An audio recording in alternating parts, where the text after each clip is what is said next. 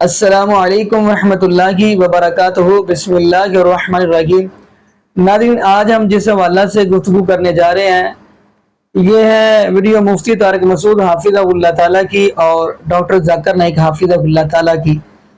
تو ناظرین، آج ہم ان دونوں کی گفتگو سنیں گے۔ آیا کہ جو لوگ صالح ثواب کرتے ہیں کیا ان کا یہ طریقہ ٹھیک ہے اور کیسے کرنا چاہیے؟ تو آئیے ناظرین، ہم ڈاکٹر ذاکر نائک حافظہ اللہ تعالیٰ اور مفتی طارق مسعود حافظہ اللہ تعالیٰ کی مل کے گفتگو سنتے ہیں، تو پھر انشاءاللہ اسی والا سے ناظرین ہم بھی گفتگو کریں گے۔ تو آگے ناظرین مل کے ویڈیو دیکھتے ہیں۔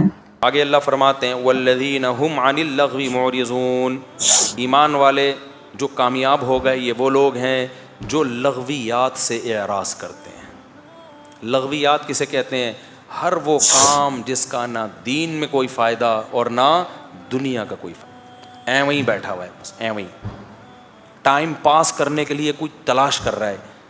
ہم تو حیران ہیں یار، ٹائم ہم سے رک نہیں رہا، روک لیں کسی طریقے سے ٹائم پاس نہ ہو، اور دنیا کہہ رہی ہے ٹائم کو کیا کرو، پاس کرو۔ جب انسان دین پر چلتا ہے نا تو اس کی یہ تمنا ہوتی ہے کاش جو زمانہ میں نے بے دینی میں گزار دیا نا وہ مجھے دوبارہ مل جائے، میں کہاں پہنچ جاؤں اب۔ کتنے لوگ میں نے دیکھے ہیں 40 سال میں توبہ کی، کہتے ہیں یار بہت دیر سے توبہ کی، بڑا نقصان ہو گیا۔ ہم چاہتے ہیں ہم دوبارہ پرانی زندگی میں جائیں، اس وقت توبہ کریں، تو اس 20 سال میں کیا کچھ کر لیتے ہیں۔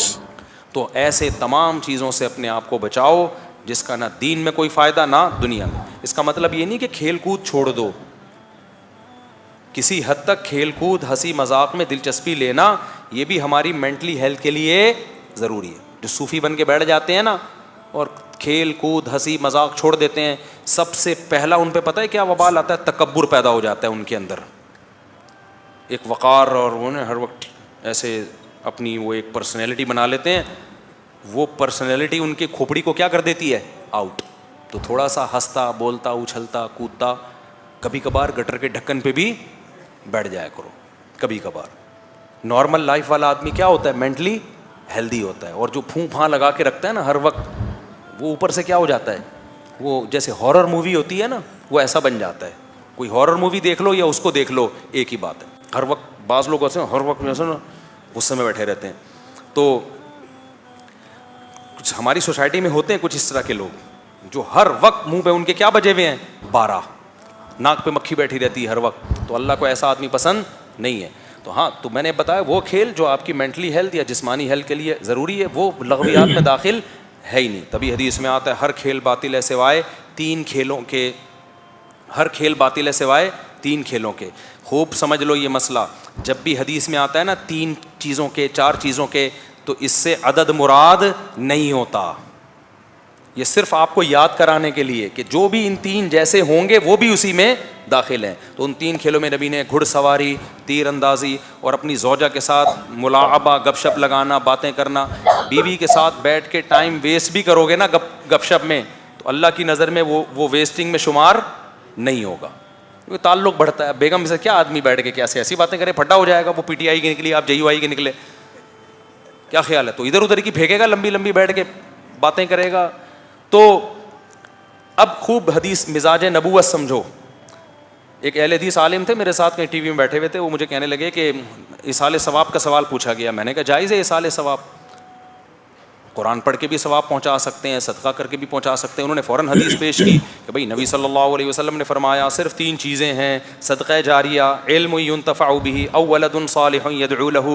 نبی نے تو 3 چیزیں فرمائی کہ مرنے کے بعد ہوتی ہے، جاری ہوتی ہیں، صحیح حدیث ہے، ولد صالح يدعو له، اولاد جو دعا کرتی ہے، صدقہ جاریہ، اور علم جو چھوڑ کر جاؤ۔ چوتھی کا تو نبی نے کہا نہیں۔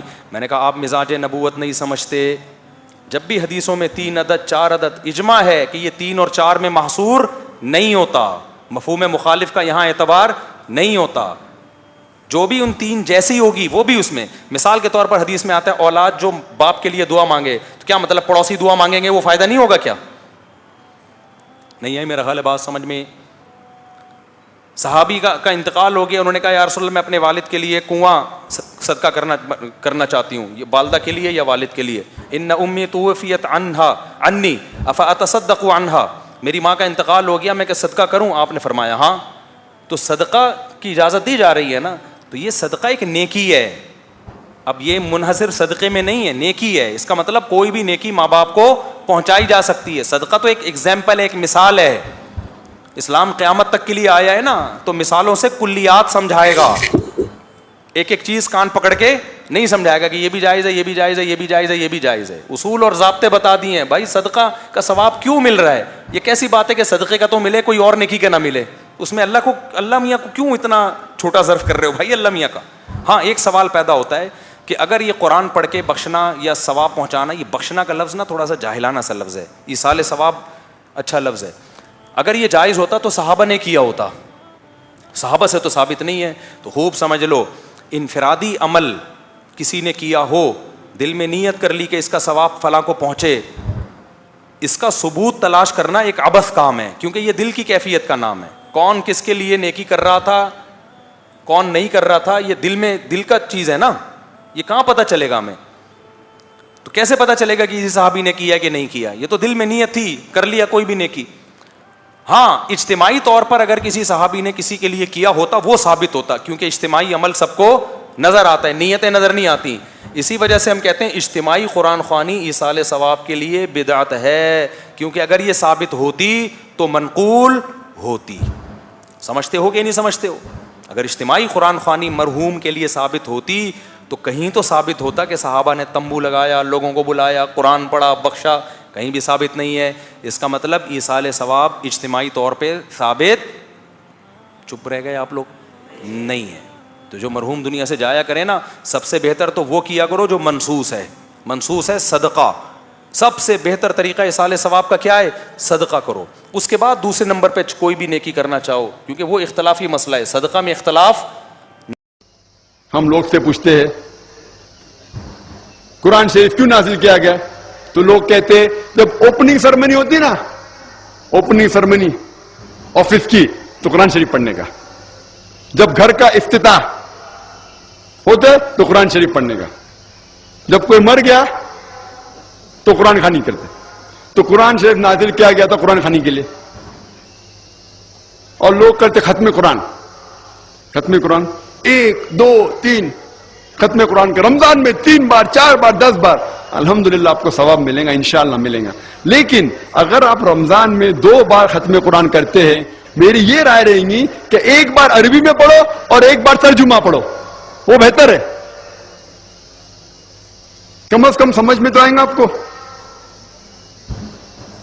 اور اگر آپ چاہتے کہ اوپننگ سرمنی میں قرآن خوانی ہو یا افتتاح ہو گھر کا تو قرآن خوانی ہو، کوئی مر جاتا قرآن خوانی. میں کوئی قرآن کی آیت میں صحیح حدیث میں نہیں جانتا ہوں کہ محمد صلی اللہ علیہ وسلم یا صحابہ کوئی مر جاتا تو قرآن پڑھتے تھے یا کوئی افتتاح کے لیے قرآن پڑھتے تھے.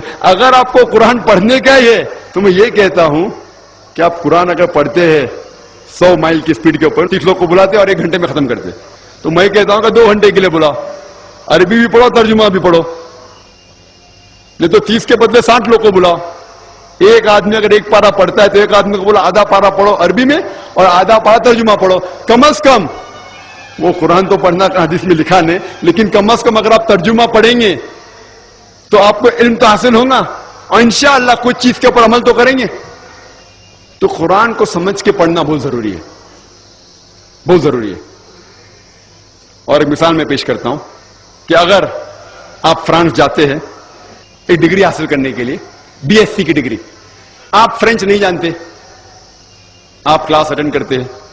کلاس اٹینڈ کرتے ٹیچر استاد آپ کو پی دیتا ہے، پریزنٹ بولتا ہے حاضر ہے، حاضر ہے تو پی لکھتا ہے، present, P for present, English میں پریزنٹ.